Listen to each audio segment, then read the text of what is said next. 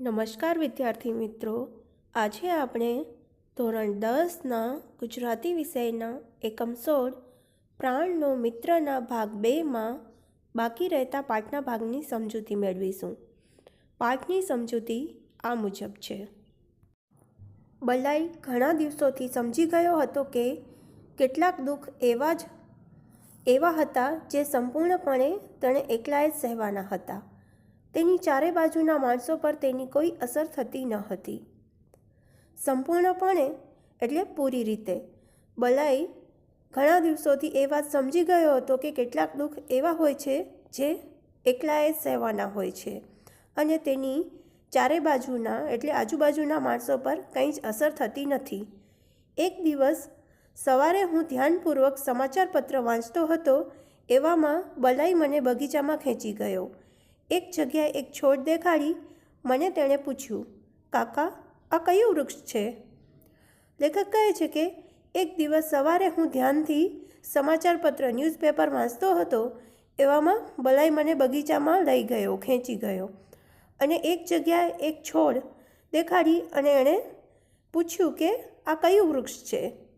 મેં જોયું તો એક સીમડાના વૃક્ષનો અંકુર બગીચાના રસ્તાની વચમાં જ ફૂટી નીકળ્યો હતો. લેખકે જોયું તો સીમડાના વૃક્ષનો અંકુર બગીચાના રસ્તાની વચ્ચે ફૂટી નીકળ્યો હતો, એટલે કે નવો છોડ ઉગ્યો હતો. હાય, બલાઈએ મને બોલાવી જવામાં ભૂલ કરી હતી. આનો પ્રથમ અંકુર જેવો ફૂટ્યો તેવો જ બલાઈની નજરે પડ્યો. તે પછી દરરોજ બલાઈ પોતાના હાથે તેને થોડું થોડું પાણી પાતો હતો અને સવાર સાંજ છોડ કેટલો વધ્યો તેની વ્યાકુળ બની તપાસ કરતો. સીમડાનું વૃક્ષ ઝડપથી ઉગે છે, પણ બલાઈના ઉત્સાહને તે કેવી રીતે આંબી શકે? છોડ જ્યારે 2 હાથ ઊંચો થયો ત્યારે તેની પર્ણ સમૃદ્ધિ જોઈ તે વિચારવા લાગ્યો કે આ કોઈ અદ્ભુત વૃક્ષ છે. બલાઈએ કલ્પેલું કે હું પણ આબો બની જઈશ. લેખક કહે છે કે બલાઈએ મને બોલાવ્યો એ વૃક્ષનો અંકુર જોવામાં એ એની ભૂલ હતી. એનો પ્રથમ અંકુર જેવો ફૂટ્યો તેવો જ એ બલાઈની નજરે પડ્યો. તે દરરોજ એ છોડને થોડું થોડું પાણી આપતો હતો અને સવાર સાંજ છોડ કેટલો વધ્યો તેની વ્યાકુળ બનીને તપાસ કરતો હતો. સીમડાનું વૃક્ષ ઝડપથી ઉગે છે, પણ બલાઈના ઉત્સાહને તે કેવી રીતે આંબી શકે, પાર કરી શકે? છોડ જ્યારે 2 હાથ ઊંચો થયો ત્યારે તેની પર્ણ સમૃદ્ધિ એટલે એના પાંદડાઓ જોઈ બલાઈ વિચારવા લાગ્યો કે આ તો કોઈ અદ્ભુત વૃક્ષ છે અને બલાઈએ કલ્પેલું કે લેખક પણ એ જોઈને આભા બની જશે, આશ્ચર્યચકિત થઈ જશે. મેં કહ્યું, માળીને કહેવું પડશે, એને ઉખાડીને ફેંકી દેશે. લેખક કહે છે કે મેં કહ્યું કે માળીને કહેવું પડશે, એને ઉખાડીને ફેંકી દેશે એટલે વૃક્ષ છે એને કાઢી નાખશે. બલાઈ ચમકી ઉઠ્યો. આ કેવી ભયાનક વાત! તે બોલ્યો, ના કાકા, તમારા પગે પડું, તેને ઉખાડી નાખશો નહીં. કાકાની વાત સાંભળીને બલાઈ ચમકી ઉઠે છે. એને લાગે છે કે આ કેવી ભયાનક વાત કરે છે. તે બોલે છે કે ના કાકા, હું તમારા પગે પડું, આ છોડને ઉખાડશો નહીં. મેં કહ્યું, તું શું બોલે છે એનું તને ભાન નથી. એકદમ રસ્તાની વચ્ચોવચ્ચ ઉગ્યું છે. મોટું થતાં ચારે બાજુ ઘટા ફેલાવી પરેશાન કરી મૂકશે. ઘટા એટલે વૃક્ષનો જમાવ, જે વૃક્ષ મોટો થાય આજુબાજુ ફેલાય તે. બલાઈના કાકા બલાઈને કહે છે કે તું શું બોલે છે એનું તને ભાન નથી.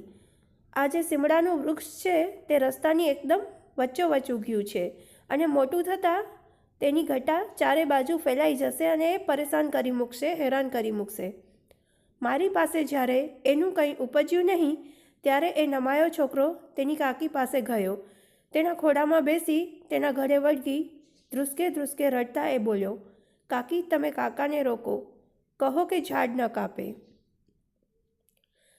કાકા પાસે જ્યારે બલાઈનું કંઈ ઉપજ્યું નહીં એટલે કોઈ વાત કાકાએ એની માની નહીં ત્યારે નમાયો એટલે કે મા વગરનો છોકરો તેની કાકી પાસે ગયો અને તેમના ખોળામાં બેસી ગળે વળગી અને ધ્રુસકે ધ્રુસકે રડ્યો, ખૂબ જ રડ્યો અને બોલ્યો કે કાકી, તમે કાકાને રોકો, એમને કહો ને કે ઝાડ ન કાપે.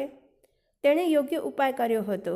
તેની કાકીએ મને બોલાવી કહ્યું, અરે સાંભળો છો કે એનું ઝાડ રહેવા દેજો. બલાઈએ એના કાકીને વાત કરી અને સાચો ઉપાય કર્યો હોય તેમ કાકીએ કાકાને બોલાવીને કહ્યું કે સાંભળો છો, એનું એટલે કે બલાઈનું ઝાડ રહેવા દેજો.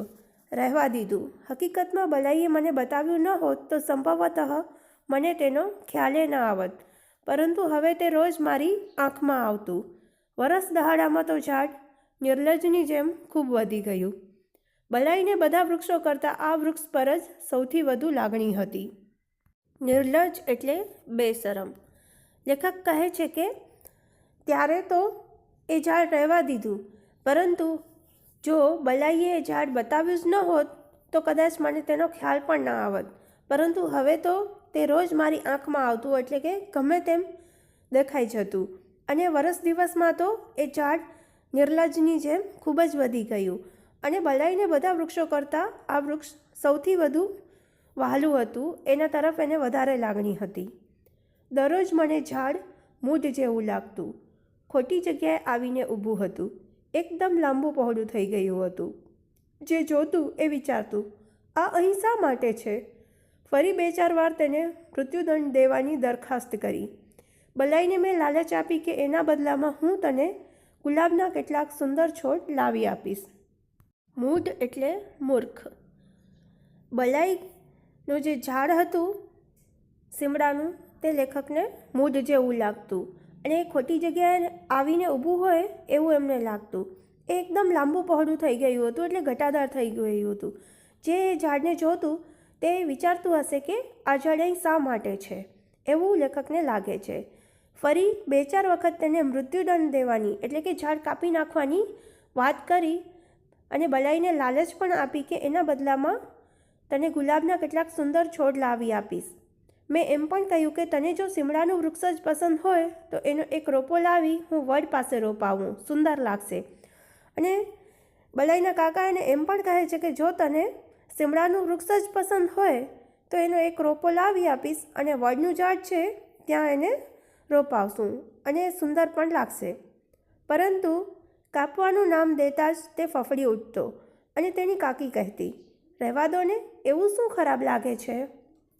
પરંતુ જેવું જ ઝાડ કાપવાની વાત આવતી ત્યારે જ બલાઈ ફફડી ઉઠતો, એકદમ ડરી જતો અને તેના કાકી કહેતા કે રહેવા દો ને, આ ઝાડ શું ખરાબ લાગે છે. અહીં આપણે પાઠની સમજૂતીમાં વિરામ લઈશું. બાકી રહેતા પાઠના ભાગની સમજૂતી આપણે આપણા હવે પછીના વિડીયોમાં મેળવીશું. આભાર.